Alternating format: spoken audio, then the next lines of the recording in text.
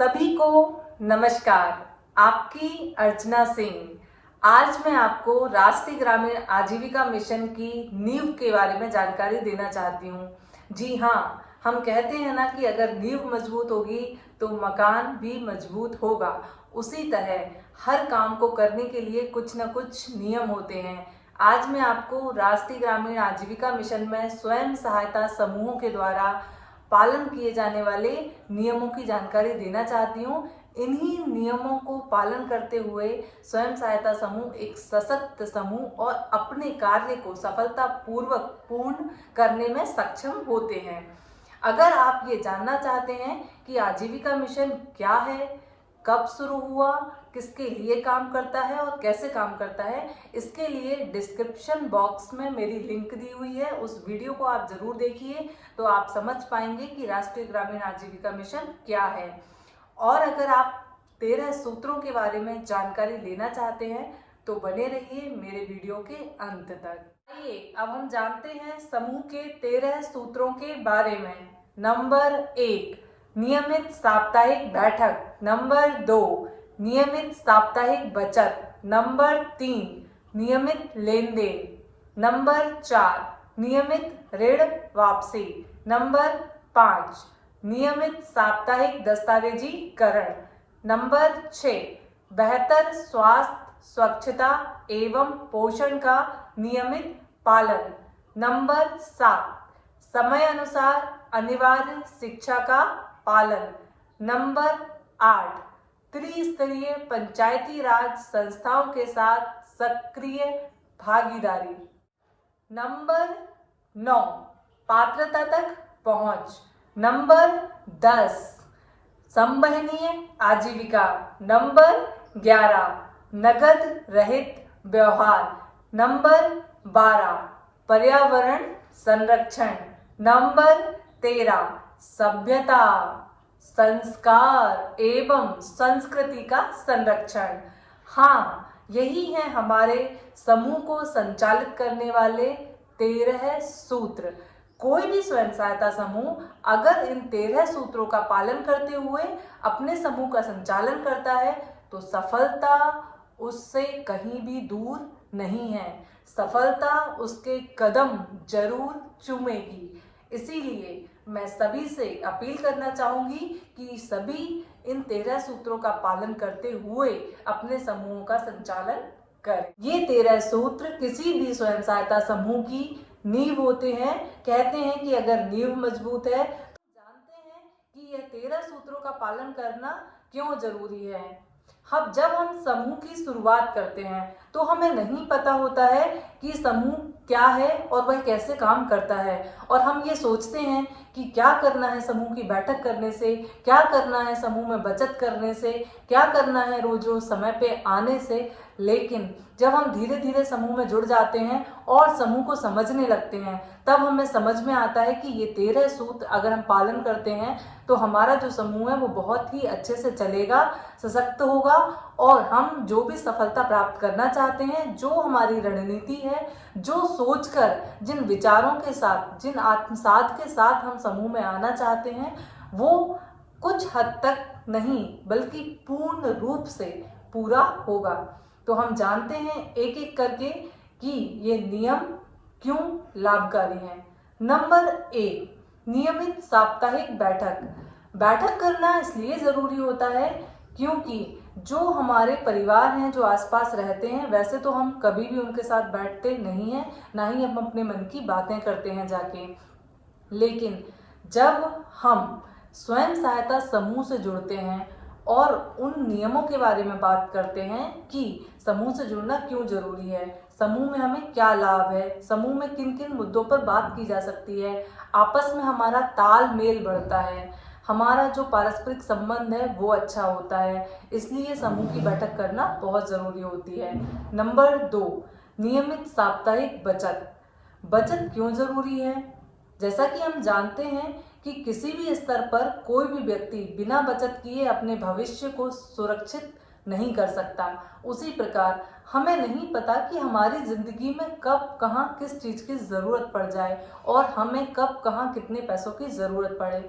इसीलिए लोगों में बचत की भावना को पैदा करने के लिए अपने जो खर्चे हैं उनको कम करके कैसे हम थोड़ी सी बचत कर सकते हैं उसके लिए, और हमारी जो पूंजी है वो कैसे बढ़ सकती है उसके लिए बचत करना बहुत ही महत्वपूर्ण है। नंबर 3, नियमित लेन देन। नियमित लेन देन क्यों जरूरी है? हमारे समूह की जो राशि है वो लगातार बढ़ती रहे, उसका उपयोग बढ़ता रहे। समूह में जिस भी सदस्य को छोटी छोटी ज़रूरतों के लिए भी अगर लोन की ज़रूरत है तो भी वो अपने स्वयं सहायता समूह से ले सकते हैं, उसको लेकर वो धीरे धीरे वापस कर सकते हैं। जब वो छोटा लोन लेके वापस करेंगे तो उनमें निरंतरता बनी रहेगी और उनको पता चलेगा कि कैसे हम नियमित से किस्त और ब्याज जमा करते हैं। इसी भावना को विकसित करने के लिए शुरू से ही लेन देन करना जरूरी है। यह जरूरी नहीं है कि जब आपको किसी बड़ी राशि की जरूरत पड़े तभी आप लोन लें। आपको अपने समूह में हर छोटे से छोटे काम के लिए आप राशि ले सकते हैं। उदाहरण के लिए आप चाहें तो 500 रुपये, 1000 रुपये, 2000 रुपये, 5000 रुपये, 10,000 रुपये और फिर निरंतर बढ़ते बढ़ते कार्यों के अनुरूप हम राशि ले सकते हैं। ऋण वापसी। ऋण वापसी क्यों जरूरी है? अगर हम ऋण ले रहे हैं तो हमें उसे वापस भी करना है, और हम अगर उसे नियम से वापस करते हैं तो हमारे समूह में झगड़ा नहीं होता है। पैसा जब वापस आ जाता है तो हम उस पैसे को दूसरी दीदी को भी उधार के ऋण के रूप में दे सकते हैं। अतः समय पर ऋण वापसी बहुत जरूरी है, जिससे हमारे समूह की निरंतरता बनी रहे, आपस में झगड़ा ना हो, हमारा समूह ना टूटे और हम उसे लंबे समय तक चला सकें। इसीलिए निरंतर हमें अपने समूह में बराबर तरह से, जिस तरह से हमने पैसा लिया है उसी तरह से हमें ऋण वापसी भी करनी चाहिए। नंबर 6, बेहतर स्वास्थ्य, स्वच्छता एवं पोषण का नियमित पालन। समूह हमने सिर्फ बचत जमा करने के लिए नहीं बनाया है।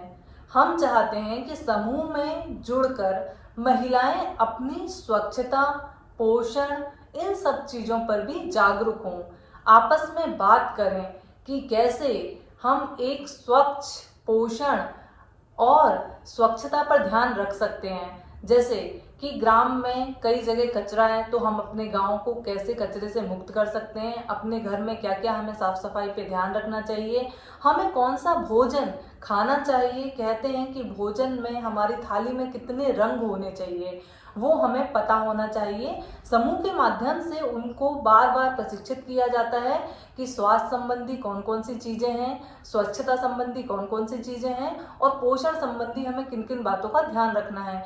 उनको इस बारे में भी जानकारी दी जाती है कि अगर आपके बच्चे आंगनबाड़ी में जा रहे हैं, प्राथमिक स्वास्थ्य केंद्र हमारे गाँव में है या नहीं है, तो उन सभी के लिए भी जागरूक करना हमें बहुत ज़रूरी है, जिससे कि हम अपने गाँव में स्वच्छ वातावरण का निर्माण कर सकें और पोषण को ध्यान में रखते हुए कुपोषण जो बढ़ता है उसको भी हम दूर कर सकें। कि हम जो भी काम करें उसमें सभी की भागीदारी हो और सभी को उन चीज़ों की समझ हो। नंबर 7, समयानुसार अनिवार्य शिक्षा का पालन। समूह की बैठकों में हम दीदियों को शिक्षा के लिए भी प्रेरित करते हैं। अगर उनके बच्चे आंगनबाड़ी में जाने के लिए पात्र हैं तो वो आंगनबाड़ी में जाएं।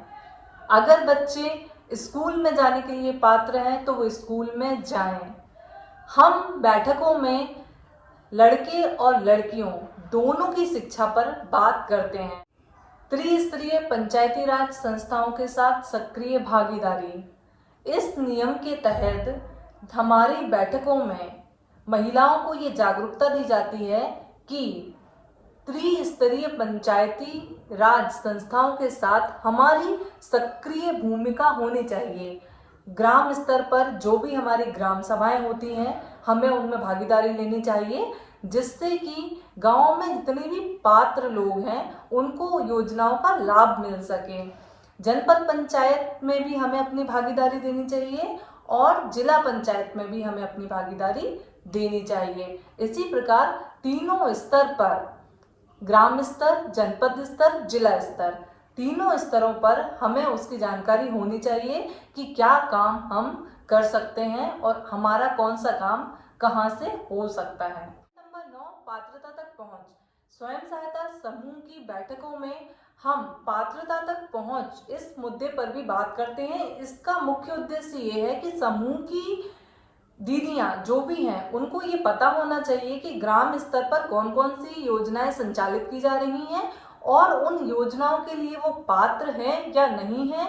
अगर पात्र हैं तो कैसे वो उनका लाभ ले सकते हैं। उदाहरण के लिए विधवा पेंशन, वृद्धा पेंशन, प्रधानमंत्री आवास योजना, मुख्यमंत्री आवास योजना, लाडली लक्ष्मी योजना या अन्य प्रकार की योजनाएं, क्या वो उनके लिए पात्र हैं? क्या वो शौचालय के लिए पात्र हैं? कई बार ऐसा होता है कि उन्हें पता ही नहीं होता है कि वो इस योजना के लिए पात्र नहीं है। तो क्यों नहीं है? वह बस यह बोलते रहते हैं कि हमें इस योजना का लाभ नहीं मिला, जबकि उसके जो मुख्य कागज होते हैं, जो डॉक्यूमेंट्स उसमें लगते हैं, वो अपूर्ण होने के कारण भी उनको उस योजना का लाभ नहीं मिलता है। तो बैठकों के माध्यम से उनको सही जानकारी देना। नंबर 10, संवहनीय आजीविका। राष्ट्रीय ग्रामीण आजीविका मिशन का जो मुख्य उद्देश्य है वो यही है कि स्वयं सहायता समूह की जो दीदियां हैं उनको एक निरंतर चलने वाली, संवहनीय, सतत चलने वाली आजीविका से जोड़ना। सभी कामों को इसीलिए किया जाता है कि वो एक सतत निरंतर चलने वाली आजीविका से जुड़े।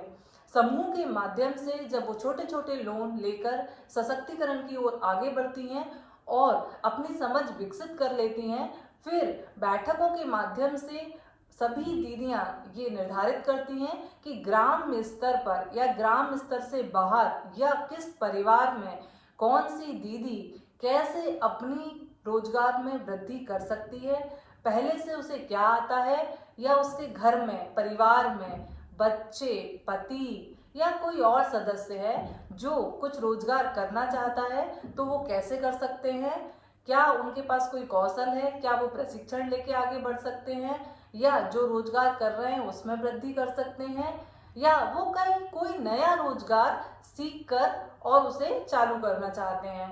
तो इस मुद्दे पर भी बैठकों में लगातार चर्चाएं होती हैं और जब तक समूह के सभी सदस्य कुछ न कुछ गतिविधि से नहीं जुड़ जाते तब तक उनको बार बार इस चीज के लिए प्रेरित किया जाता है और देखा जाता है कि कैसे किस व्यक्ति को कहां पर रोजगार के लिए जोड़ा जा सकता है। नंबर 12, पर्यावरण संरक्षण।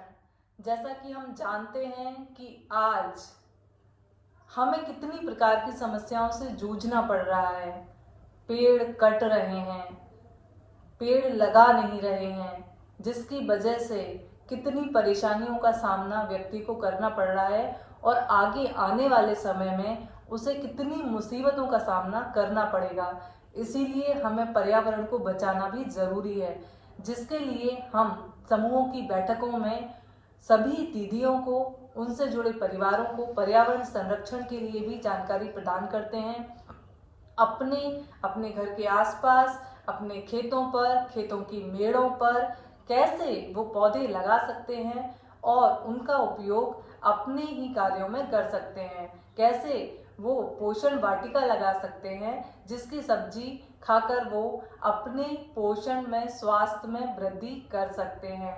इसी प्रकार पर्यावरण को बचाने के लिए विभिन्न प्रकार के कार्यक्रम स्वयं सहायता समूह की दीदियों के साथ किए जाते हैं और बैठकों में लगातार इस पर चर्चा। पॉइंट नंबर 13, सभ्यता, संस्कार एवं संस्कृति का संरक्षण।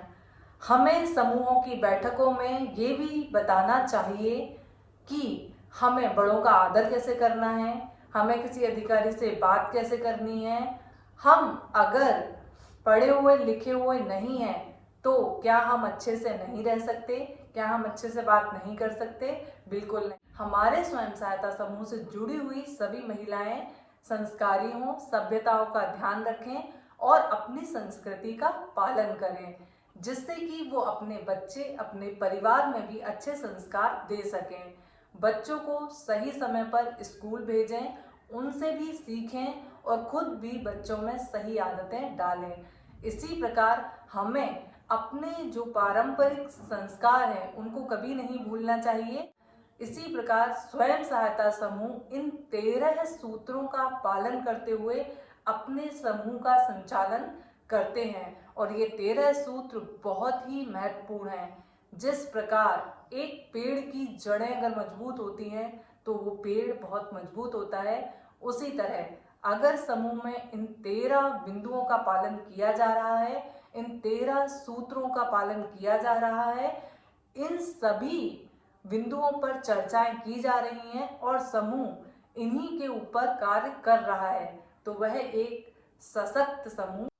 अब मैं आपको आने वाले वीडियो में आजीविका मिशन में और कैसे कैसे काम होता है, समूह क्या है, क्यों है, कैसे बनाए जाते हैं, फिर उनके ऊपर और संस्थाएं कैसे बनाई जाती हैं, उसकी जानकारी दूंगी।